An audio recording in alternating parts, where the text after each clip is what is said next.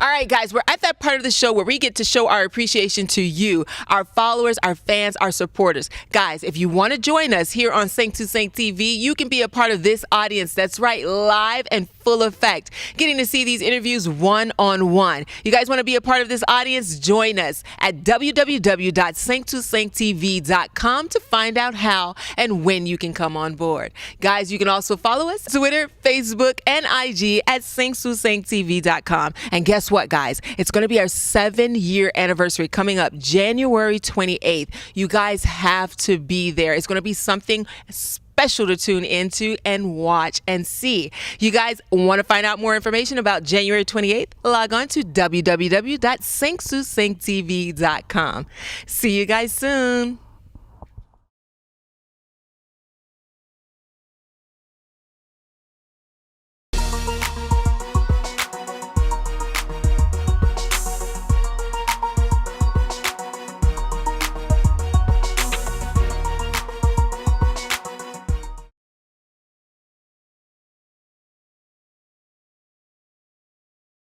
Yo pa konen kote nou soti. Watch Se18 TV. Se18tv.com. Yo pa konen ki bon nou prale. All we watch is Se18 TV. Hey, Se18tv.com, the greatest show right now. Nan 5/5. I watch that show every day. Se18 Red Branché. And you're watching Se18. Nan 5/5. Ouais, pas ouais, flip, toujours branché Se18 TV. 5/5, the best show right now. Nan 5/5, c'est là nou prale, yeah. You're watching Se18 and keep watching. Je regarde Se18 chaque semaine. Se18 TV, son TV show exceptionnel. Se18tv.com, c'est le regarder chaque show, man.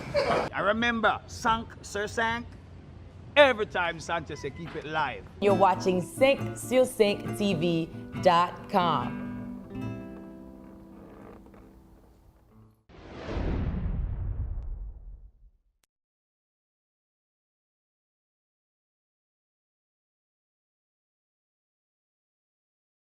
Se18. Music is life, yeah, yeah. Move it, move it. Voice of the man just on reaching out to the world. Take banana.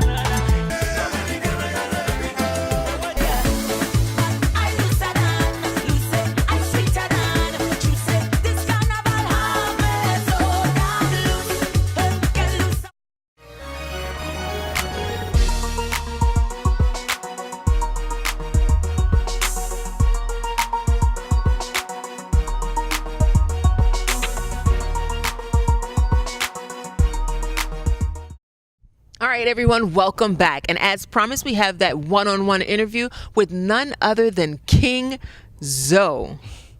Now, you know that name already just brings out this, I don't know, this element like royalty. King Zoe. Please give me the meaning behind King Zoe.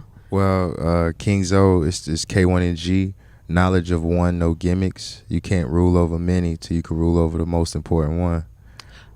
So, you know, that's where it came from. Like, you know, I'm the king of mine, everything that's mine, my empire, and I'm just blessed to be a Zoe. So, you know what I'm saying? I'm the king of myself. I was going to ask you now, you said until you rule over the right ones. How do you know who the right ones are? You the right one. Because why should I listen to you if you can't even control you?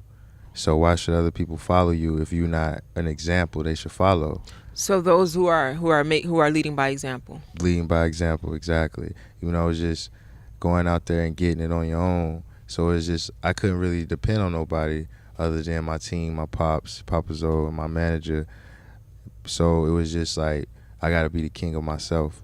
I got to know how to make this happen so I could set the example and let everybody know what I want. I like that. No, I like that. Now we didn't just grow up like this, right? And all this stuff happened overnight. It stemmed from somewhere. So I want to go back to, you know, you just growing up. You know, what was your life like growing up? Was becoming a rapper always in the foresight? You know what I mean? No. I was born in Miami. Okay. And probably when I was like 4, I moved to Cleveland, Ohio. Oh, okay. And my grandfather owned a bar and a store, and I would always see him doing that. And, you know, he was always like self-sufficient, like he was a real hustler type. And then I always came back home every summer with my mom and my dad, and my mom was a hustler, my dad was a hustler. So I always seen people work for themselves. So I always just wanted to be like, I don't want nobody telling me what to do. So that's where I started off selling candy in school. What? Wait, did you have brothers and sisters? Yeah, I got 2 brothers and I have 2 sisters. Well, are you the oldest? I'm the oldest. Yeah, because you sound like the oldest. You I got to set the example. Yeah, you do. You sound like the oldest. Wait, what was that like going out there selling candy? Like, what did you do? You had it in your book bag and you went to class and you're like, yo, you want to buy some candy? Or Absolutely. You had it for real? Absolutely. I got it. I had 2 backpacks. I had one for my schoolwork and I had another one for just the candy. And I would just post up outside of school, before school, during lunch, after school, and I would just make my sales. I sell Snickers. Wait, okay, so at that age, what did you do with the money? I pocketed. Because, you know, I didn't really know what to really spend money on. I just knew I wanted it. But, you know, that was a good thing because you could have said I went and bought some candy, some soda, some chips. You know what I'm saying? Some stuff. You was like, I pocketed it. I was too busy watching people buy it. So it was like, I was like, okay, I get you to buy 3 bags of chips from me. I could go buy me a bag of chips and it don't even faze me. So would you say to your parents then you really appreciate who they are? Yes. You know what I mean? And showing you that hustle mentality. Man, I feel like that was my gift. Even though I really didn't get to spend a lot of time with them like that, but I got to see them. Yeah. You know, and I just got to see how they would just do their own thing. They worked on their own time. Yeah. So it's like, there was like my real motivation to be like, yo, go be your own boss. Man, you already have the elements from such a young age, you know. So the sky's are the limit. I think even if you didn't want to become a rapper, the sky's were the limit for you because the foundation that your parents already set for you. Absolutely. You know. But when did music come to play? Now that you learned this hustle mentality, you got the basics for that done. When did music come into play? I was in Afghanistan. Wait, you were what? What? You was doing what? I was deployed in Afghanistan. So you were in the Army? No, where were you? I was in the Navy. So you're in the Navy? I was a medic in the Navy. I was a corpsman. Wow. And the Marine Corps doesn't have a medical department, so they're the department of the Navy. So the Navy gives them medical, and that was me. I was with Marine 2nd Light Armor Reconnaissance in Camp Lejeune, North Carolina. Wait a minute. Now, you know I have more questions on that. Wait. Stay tuned. Wait. We got to pay some bills. Guys, we'll be right back. It gets juicier, I promise.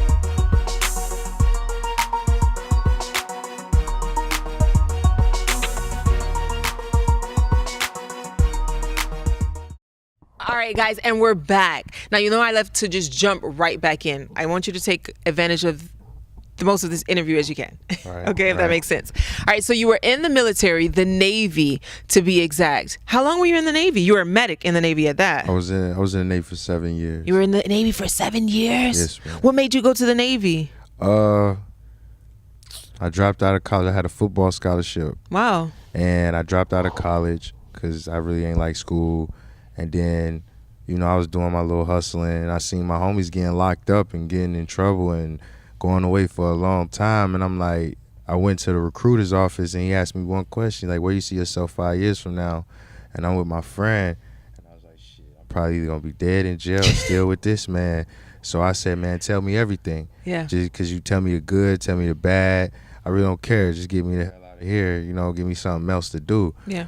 You know, it started off bad, but in the long run, it came out. You know what I'm really impressed by is that you were in college when you made this decision? Well, I had dropped out. You had dropped out, but what recruiter did you go to? Straight to the Navy's recruiting? No, my buddy was supposed to get recruited by the Navy. He just called me and told me to ride with him. You kidding me? But for you to take that initiative to say, you know what, I'm going to take a step towards bettering my life. Right. That's major still at a young age for young men, because some men still haven't developed that mentality to say, I want to do something that is going to make me better. Some of them are just stuck on, I want to have fun. I want to, you know, just keep living life. My thing was like, my biggest fear is being a woulda, coulda, shoulda. So I was like, I never wanted to be a person to just talk about doing better. I would just rather just do it and you just see it. You know, because I'm not a bragger, I'm not a loud person. So it's just like, I'd rather you just see the work instead of me saying it. So I was like, I got to make a decision. So I just made that one and ran with it. When did you leave the Army? I left January 28th, 2015 was the last day I was in uniform. Y'all like how I put that plug in there? Oh, yeah. January 28th? Yeah, January 28th is a special day, ain't it? Yeah, it is a special day. I like January 28th, man. 28th. Yeah, that's like my second birthday. Yeah. You know, because I came out different. What happened? What happened to you afterwards? Like, what was your mindset? Now you're out of the Army and you're back into the, I would say, the real world, because I know being in, not the Army, I'm sorry, the Navy, being in the Navy is a whole nother world. It is. It's like a society inside of a society. Yeah. So when you get out, you basically, it's like you on your own again. So you don't get that 1st and 15th check no more. Yeah. You don't have somebody telling you when to go to the doctor, telling you what to wear. Yeah. So it's like basically you just really got to really be on your grind. But when I first got out, I was living in Virginia because that's where I had been stationed. Okay. And I really wasn't doing too much of nothing. I was just, you know, kind of unwinding from being in the military. I was just smoking, drinking, partying, making music and still, but it wasn't. Oh, so you were making music at that time, though? I've been making music. I started writing in 2012. I was sang in Afghanistan, and I would just write down just the things that were going on, because you know it'd be crazy. So I just write that down, and it just started to rhyme. And then we had a battle out there, you know, just joking. No. And so they was like, somebody told me be a rapper. I was like, no, you pick up a rock, throw it. Everybody's a rapper. I was like, no, I don't want to do that. So I had a rock in my hand. He just knocked it out my hand. He said, quit picking up the rock. Quit worrying about what they doing. Just do you, and somebody gonna rock with it. And yes, I like that. So that's just been it. I like it. So you've been writing your own stuff from since then. So are you still writing your own music? Are you still inspired to write your own music now? Absolutely. I write my own music. I even write for a few other people. You know, I just like writing. I write stories. You know what I'm saying? I don't just write music. I write stories, short stories. Oh, like films? Yeah, and like stuff? all that. Because I like dope. writing. You know what I'm saying? I like writing. I like words. So I just like being creative. Yeah. And you know, it's just the Navy, I really couldn't be that creative. So it's like I wanted to do How did your something. family feel when you said, I'm not going to do... You laughing. That's deep. Man, my pops was mad. He ain't talked to me for like 3 months when I went to the Navy. Everybody was pretty much mad because they was scared I was gonna go to war. Then I wound up going, and they was just so worried. And I was just like, man, it's my life. If it's a mistake, I'll figure it out later on. But they respected it because, you know, I wanted to do something, stand on my own 2 feet. Yeah. So they just kind of really ain't had no choice but to accept. But you know what? just hearing from what you said, your parents were hustlers. They know what the game is. You know what I mean? They know you have to get it how you live. They know you're gonna do what you love. You know, they know that you're gonna make it. You know, because they put that in you. Yeah. So they even though they may not have wanted that for you, they knew you were gonna be all right. They knew because they talked to me like every day. Yeah. That's one thing I could say. When I was in the military, my parents always would try to talk to me, keep me straight, keep my mind from tripping. Wait, hold that thought. Hold that thought. Guys, we'll be right back.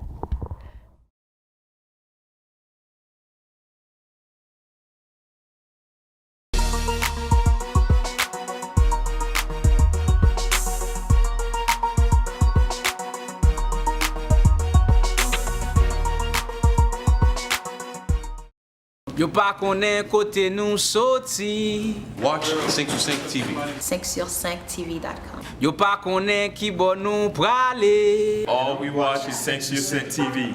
Hey, 5sur5tv.com. The greatest show right now. Nan 5sur5. I watch that show every day. 5sur5 Red branché. And you're watching 5 sur 5. Nan 5sur5. Ouais, pas ouais, flip, toujours branché 5 TV.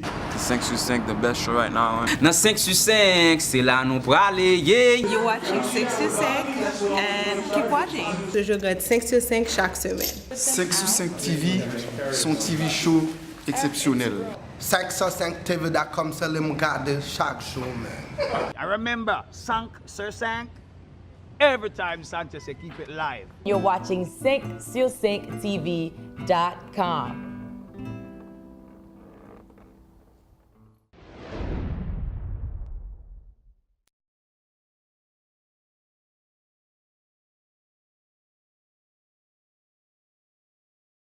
Sing to sing. Music is life. Yeah, yeah. Move it, move it. Voice to the man just one reaching out to the world. Take banana.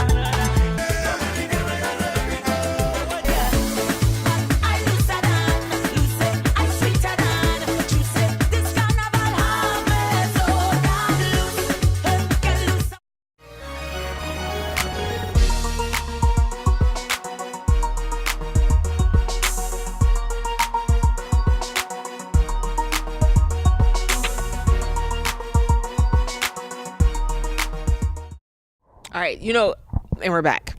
But I just want to give a big shout out to Mom and Dad, man. They did so far, you know, just interviewing you. Did a really good job with who you are and what your vision is. Appreciate it. You know, your mom and dad's from where? Well, my mom is from Miami, and my father was born in Haiti, in Delmas. Oh, nice. That's an interesting mix. Yeah, it was. It was. You know, good. But the crazy part about it is, like, when I was little, people used to call me Dirty Little Haitian. Wow. So that was like I didn't really understand it because, you know, like, I didn't know what a Haitian was. Yeah. You know, Yeah. you know, so it was just weird. But now they don't really call me that no more. Nah, you know, it's funny you say that because I know the feeling, you know, because my dad is African and my mom's Jamaican. So they used to call me African booty scratcher. Man, I remember that joke too. I bet. I remember people. Boy, that joke used to hurt that. so bad, so I would never tell anybody else African. I probably didn't own it again until I got to college. Man. Yeah, I was like, I'm not telling anybody that. Yeah, that's crazy. How yeah, they it hurts. People hurt your feelings, man. But I use it now. I just see it as motivation. Like, I had a song called Dirty Haitian. They used to call me Little Dirty Haitian. Now they just calling me King. So you use it as a tool. You know what I'm saying? Yeah, calling my phone, they need applications. So, you know, it's different. You know, I'm not that same person, but I'm still that same. I still got it. I still got that fire as when you used to call it to me. All right, so listen now. You learned this hustling thing at a very young age. Mm-hmm. You went to the Navy. Mm-hmm. Oh, well, you dropped out of college. You went to the Navy. You found you better resource. You found something better to do, right? You got out of the Navy. You were like, yo, I'm not feeling to do anything much right now. And then what? I picked up music. I picked up Music Hard Body because somebody from Haiti called me and they said, I want you to come to Haiti and I want you to do like 6 shows. And I said, okay. Wow. I said, okay, so my Creole is terrible. So I'm not even gonna lie, my Creole is terrible. So my pops was like, let's go. And I was like, yo, I really wanna go to Haiti. I've never been. I wanna learn what it is to be Haitian. You know what I'm Yeah, saying? yeah. So we went down there and we did 6 shows in Okai, Jacmel. Wait, but did you do it in Creole? No, I did it all in English. Oh, wow. And the crazy part about it is the first day I got there, this girl, her brothers was on my tour. She called me out. She was like, how you gonna come down here and you can't speak Creole? So she had a rap battle. We had a rap battle. Like literally, we had a rap battle in the beginning. She was killing me. The whole crowd just turned on me. And then she gave me, then it was my turn. And we got a video of it now on YouTube. Oh, we gotta go watch that. And I just destroyed it. And I dropped the mic. I walk out the club and just imagine like 60, 70 people walking out of the club. Dog, And that's the like party moved to the parking lot. Man. So it was just crazy. But that's how they accepted me, because it was like, you didn't back down. Right. You know, so it's just, I'm like, nah, shit, you can't be mad. I'm like, nah, I can't be mad at me because I didn't know something nobody ever taught me. You know what I'm saying? Right. So it's just like, it is what it is. I'm learning now. I'm trying to get I got a little woo lady teaching me Creole now. Woo lady, what does that mean? Oh, yeah. That's new for me. I like woo lady.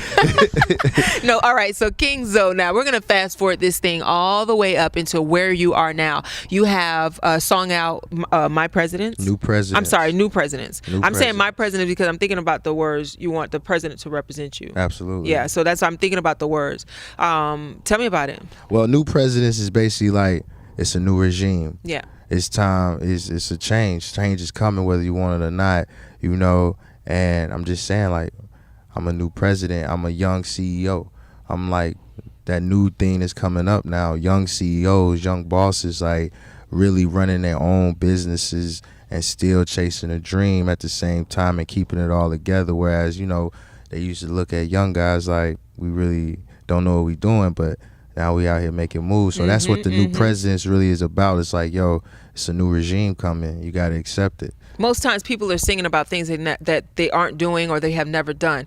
But even in what you just said, you know, owning several businesses and, you know, making things happen, that's what you're actually doing, because you have your clothing line. Yes, ma'am. Right? I have the clothing line. We got K1Ng Radio. It's an internet radio station. And also we got Black Sneak Entertainment, where we help artists get their music out. And we try to teach them the game of how to make money off of your music, not just make music. Right, you know? right. You want to make a life off of this. So it's not just about me, you know, because before I was any rapping, I was a fan. So I'm a fan of people. I like listening to people's music. So that's why I built the radio station. Plus, I never wanted nobody to give me a handout or they say, for instance, I wanted to go talk to these big wigs, the big names in the city. I didn't want to have to just have my CD. I wanted more. Yeah. And so I wanted them to understand, I want you to see me eye to eye. I want to respect as a businessman and as a rapper. So it was just like, yo, I just wanted that respect more than I cared about people really knowing my name and all that. Oh my God, we got to take a break. We got to pay some That's bills. fine. They're going to get me. I swear they're going to get me. Because I have so many more questions for you. Oh my God, guys. On that note, we'll be right back.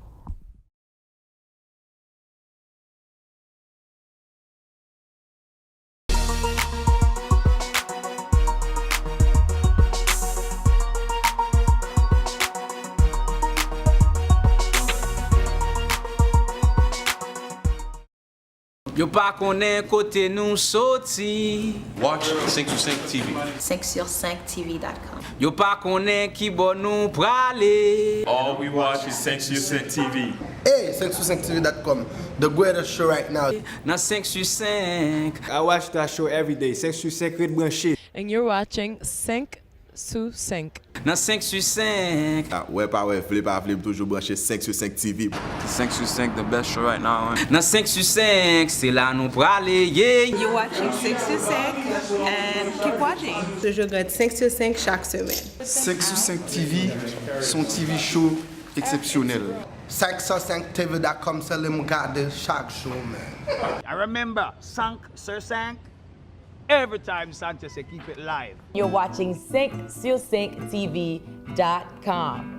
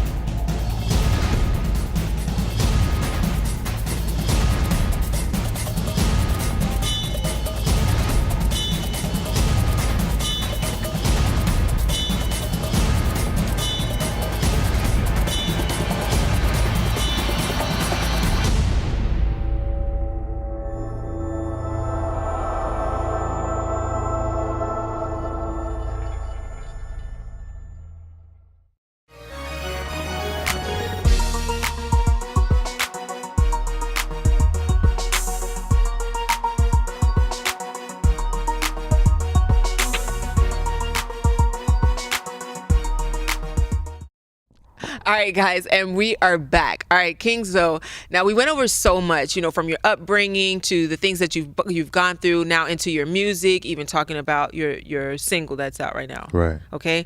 I want to know really, really quickly, right? It's not easy having all those hats. No. You're wearing a lot of hats, because of all the things that you do. What keeps you motivated? My son. So your son keeps you motivated. My son. And that's something, my son is my motivation because that's my legacy. When I'm gone, he's going to keep my name living. And something, my son owns all my businesses. All my businesses are in my son's name. Wow. I just work for him. Oh, no, so that's right. That's the whole thing, is like generational wealth. That's Yeah. my goal. Yeah. That's what keeps me motivated, generational wealth. I love it. It was really, really fun having you on the show and just learning about you and just feeding off of your energy when it comes down to, hustling and staying true to what you really want to do and just kind of taking the initiative to say, I'm going to take a stand to better myself, And a lot of people need to hear that, especially other young men. Just looking into the camera now, what would be that one thing that you'll tell that young man for him not to give up on his dream or goal? I would say never worry about nobody else. Learn how to be stubborn, because like people going to tell you 1,000,001 times this is not going to work, that's not going to work. But how do they know? They don't know. Most of the people who downing you and telling you what's not going to work, they worse off than you. So my best advice for anybody is just never, ever give up, no matter how bad it looks. I done slept in my car, on the sidewalk. It don't matter. Just keep going. It's going to work eventually. Now, I know these lights are really, really bright in here, right? But that's why you got the sunglasses? Well, I got the yeah. I had to bring it up. Sunglasses on. I got the sunglasses on because, it's bright. And then on top of that, it's some other reasons Papa Zoe told me to wear them. Oh, okay, Papa Zoe. Shout out to Papa Zoe. Please give us your Instagram. Well, you can find me at K1Ng _Zoe BSG. That's on all social medias. Or you could just Google K1Ng Zoe, ZOE. And also go check out K1Ng Radio, K1Ng Clothing, and everything else that I got going on, man. I just want to say thank you for having me. Aw. I appreciate you showing me the love. Yay. Thanks everybody, cameraman, everybody. Hey. I want to say thank you. I appreciate that love, for real. No, we thank you for joining us on this show. This is what the show is all about. It's about artists, for you guys to have your story told and, if you're doing something, for us to come out and support. I appreciate that. Yeah, we thank you. We thank you. All right, guys, on that note, we are definitely coming to our close for today's show. I thank you so much for tuning in and watching King Zoe. That's right. All right, guys, be sure to tune in each and every week as we bring you new artists every single week. A story will be told.